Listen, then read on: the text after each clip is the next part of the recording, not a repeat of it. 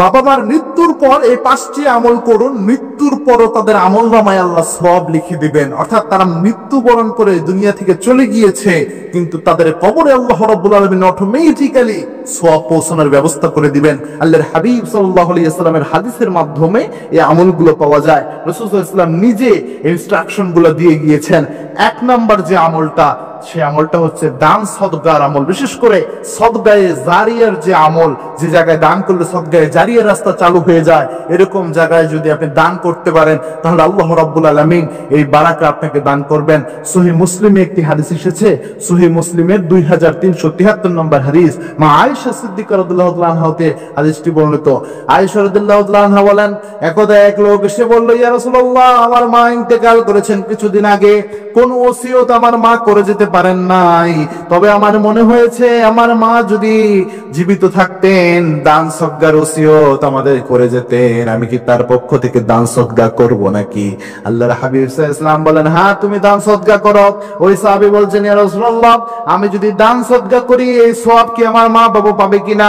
আল্লাহর হাবিব সাল্লাল্লাহু আলাইহি ওয়াসাল্লাম বললেন, অবশ্যই তোমার মায়ের আমলনামায় আল্লাহ রাব্বুল আলামিন এই সওয়াব দিয়ে দিবেন। অবশ্যই আল্লাহ রাব্বুল আলামিন তার আমলনামায় এই সওয়াবগুলো উঠিয়ে দিবেন। এই হাদিসের আলোকে পাওয়া যায়, মৃত ব্যক্তি মারা যাওয়ার পরেও তার নামে দান সদকা করলে অবশ্যই তার আমলনামায় সওয়াব পৌঁছায়, যেটা মুসলিম শরীফের হাদিসে এসেছে।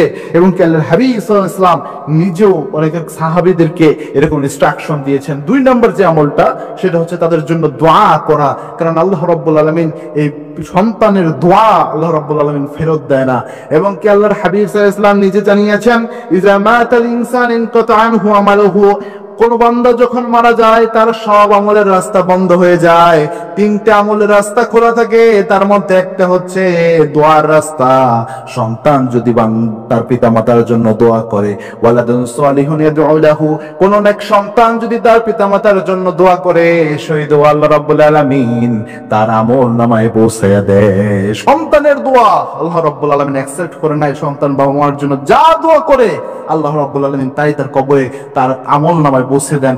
3 নাম্বার হচ্ছে পিতামাতার জন্য কোরবানি করতে পারেন, যেটা বিশ্বনবীর হাদিস দ্বারা প্রমাণিত। 4 নাম্বার হচ্ছে পিতামাতার যে আত্মীয় স্বজন যারা ছিল, বন্ধু বান্ধব, নিকট আত্মীয়, তাদেরকে আপনি গিফট দিবেন, হাদিয়া দেবেন, তাদের খোঁজ খবর নেবেন। এগুলোর মাধ্যমে তাদের যে সওয়াবটা হবে, এই সওয়াবটা আল্লাহ রাব্বুল আলামিন আপনার পিতামাতার আমলনামায় পৌঁছিয়ে দিবেন। 5 নাম্বার, যেটা অনেক গুরুত্বপূর্ণ একটি আমল, সেটা হচ্ছে কবর জিয়ারত করা, যেটা আল্লাহর হাবিব সাল্লাল্লাহু আলাইহি ওয়াসাল্লামের একটা অন্যরকম সুন্নত ছিল এবং সাহাবায়ে কেরামও এই কাজটা করতেন। বিশেষ করে ওসমান রাদিয়াল্লাহু তাআলা আনহু, তিনিও কিন্তু কবর জিয়ারত করতেন এবং সর্বাবস্থায় ওসমান রাদিয়াল্লাহু তাআলা এত কান্না করতেন না, কিন্তু কবরের কাছে গেলেই ওসমান রাদিয়াল্লাহু তাআলা কান্না করতেন। সাহাবায়ে কেরাম প্রশ্ন করতেন, ওসমান আপনি তো এত অন্য সময় এত বেশি কান্না করেন না, কবরের কাছে আসলেই কেন এত কান্না করেন?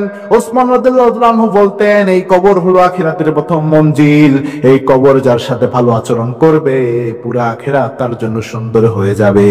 এই জন্য কবরের কাছে আসলেই আমার চোখের পানি পড়ে যায়, কবরের কাছে আসলেই আমার আখিরাতের কথা স্মরণ হয়ে যায়। সুতরাং এই কবরের কাছে যদি সন্তান যে পিতামাতার জন্য দোয়া করতে পারে, অবশ্যই আল্লাহ রাব্বুল আলামিন পিতামাতার আমলনামায় ওই সওয়াব পৌঁছে দিবেন। এবং কবর জিয়ারত করলে যে দোয়াগুলো পড়া হয়, এর সওয়াব পিতামাতা কবরের থেকেও আল্লাহ রাব্বুল আলামিন তাদেরকে এই সওয়াবগুলো পৌঁছে দিবেন ইনশাআল্লাহ।